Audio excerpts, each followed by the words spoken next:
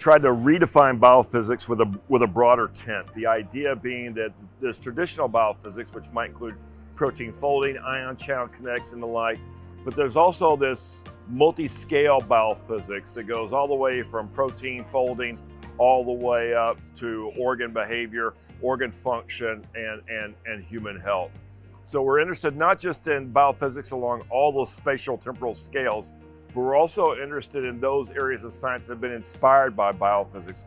Many of the tools that are used by biophysicists have gone on into other types of science. That's of interest to us. We also think that biophysics is more of a translational science than people have ever thought of it before, and that people are going straight from basic science discoveries at the bench to a startup company and in a drug in development. So it's a very exciting time to be in biophysics, especially if you redefine it as a translational time. We're trying to capture that at Biophysics Reviews in both the reviews that we do, the outreach, the community we're building around the journal. We have different formats now in the journal. We have larger, more typical reviews. We have commentaries, which are short reviews. And now we're also exploring the art-science interface with taking submissions of unique art that biophysicists can create from the images of proteins, cells, tissues, and the like.